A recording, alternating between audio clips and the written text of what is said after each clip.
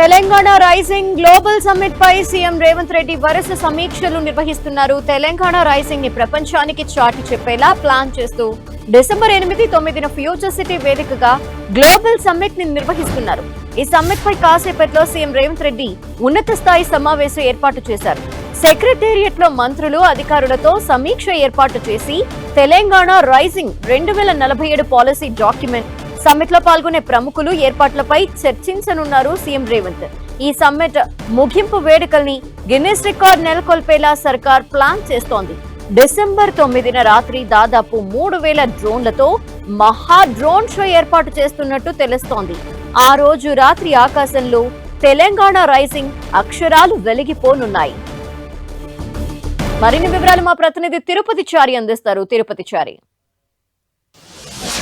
ఇప్పుడు మరి కాసేపట్లో గ్లోబల్ సమ్మిట్ పై ఉన్నత స్థాయి సమీక్షా సమావేశం జరగబోతోంది. ఈ సమావేశానికి ఇటు మంత్రులు ఉన్నతాధికారులు హాజరవుతున్నారు. సీఎం అధ్యక్షతన జరిగే ఈ సమావేశానికి ప్రధానంగా చాలా అత్యంత కీలక ప్రాధాన్యత నెలకొంది. ఒకవైపు ఇటు ఈ సమావేశంలో గ్లోబల్ సమ్మిట్తో పాటు రైజింగ్ తెలంగాణకు సంబంధించిన అంశాలపైన ప్రధానంగా చర్చించబోతున్నారు.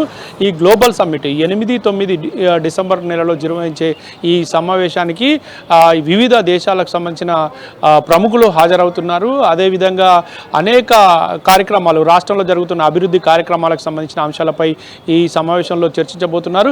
అయితే 8వ తేదీ ప్రధానంగా తెలంగాణ రాష్ట్రం అభివృద్ధి చెందుతున్న తీరుతెన్నులపైన, అదేవిధంగా తెలంగాణ ప్రభుత్వం చేపడుతున్న అనేక సంక్షేమ అభివృద్ధి కార్యక్రమాలపైన ప్రధానంగా చర్చిస్తారు.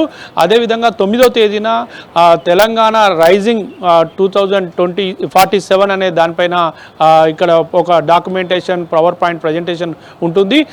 ఈ సందర్భంగా ఈ గ్లోబల్ సమ్మిట్లో తెలంగాణ ఏ స్థాయిలో అభివృద్ధి చెందుతుంది, తెలంగాణలో పెట్టుబడులు పెడితే ఎలాంటి ప్రయోజనాలు ఉంటాయనే విషయాలపైన కూడా ప్రభుత్వం ఇటు వచ్చే ప్రముఖులను ఆకట్టుకున్నది. అదేవిధంగా ఆంధ్రప్రదేశ్ ప్రభుత్వం ఎలాగైతే 3,000 కోట్ల రూపాయల 3 లక్షల కోట్ల రూపాయల పెట్టుబడులను ఆహ్వానించిందో, అలాగే తెలంగాణకు కూడా పెద్ద ఎత్తున పెట్టుబడులు వచ్చేలాగా ఈ గ్లోబల్ సమ్మిట్లో ప్రధానంగా అన్ని దేశాలకు సంబంధించిన ప్రతినిధులను, అదేవిధంగా పారిశ్రామికవేత్తలను ఆకట్టుకునే విధంగా ఉండబోతుంది.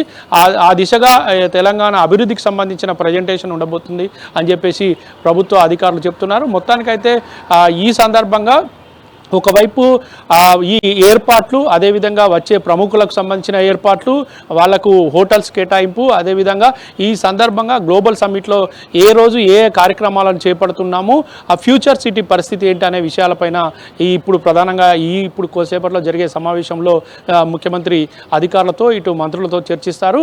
ఈ చర్చించిన అంశాలన్నింటినీ ఖచ్చితంగా అమలయ్యేలాగా చూడాలంటూ ఆయా అధికారులకు ఆదేశాలు జారీ చేస్తారు. ఈ గ్లోబల్ సమ్మిట్ కి రాబోయే ప్రముఖులు ఎవరెవరు, ఇప్పటి వరకు ఎవరెవరికి ఆహ్వానాలు వెళ్ళాయి? చాలా దేశాలకు సంబంధించిన ప్రముఖులకు ఆహ్వానాలు, ప్రధానంగా అగ్రదేశాలకు చెందిన అమెరికా కానీ, Australia, German, Japan, Canada, China లాంటి అనేక దేశాలకు ఆహ్వానాలు వెళ్ళాయి. ఆయా దేశాల నుండి ప్రభుత్వాలకు సంబంధించిన అధికారులే కాకుండా వివిధ పారిశ్రామికవేత్తలు కూడా ఈ గ్లోబల్ సమ్మిట్లో పాల్గొనబోతున్నారు. పెద్ద ఎత్తున ఈ గ్లోబల్ సమ్మిట్ ఏర్పాటు జరుగుతున్నాయి. ఇప్పటికే ఏర్పాట్లకు సంబంధించి కూడా ముఖ్యమంత్రి రేవంత్ రెడ్డి పరిశీలించారు, వాటన్నిటిని పర్యవేక్షించారు.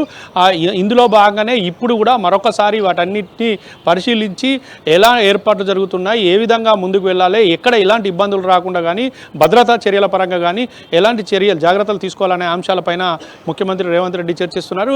అయితే ఇక ప్రత్యేకంగా కొన్ని కార్యక్రమాలను కూడా, సాంస్కృతిక కార్యక్రమాలను కూడా ఏర్పాటు చేస్తున్నారు. తెలంగాణ ఎలాంటి విధానాలను అవలంబిస్తుంది, తెలంగాణ ఎలా ఉంటుంది అనే విషయాలపైన కూడా ఈ సమ్మిట్లో ఆవిష్కరించకపోతున్నారు. అదేవిధంగా మరొక వైపు డ్రోన్లతో పెద్ద ప్రత్యేక ప్రదర్శన చేయబడుతున్నారు. తెలంగాణ ఈజ్ రైజింగ్ అని చెప్పేసి, కమ్ అండ్ పార్టిసిపేట్ అని చెప్పేసి ఈ గ్లోబల్ సమ్మిట్లో భాగంగా డ్రోన్లతో ఒక డ్రోన్ల ప్రదర్శన చేయబోతున్నారు.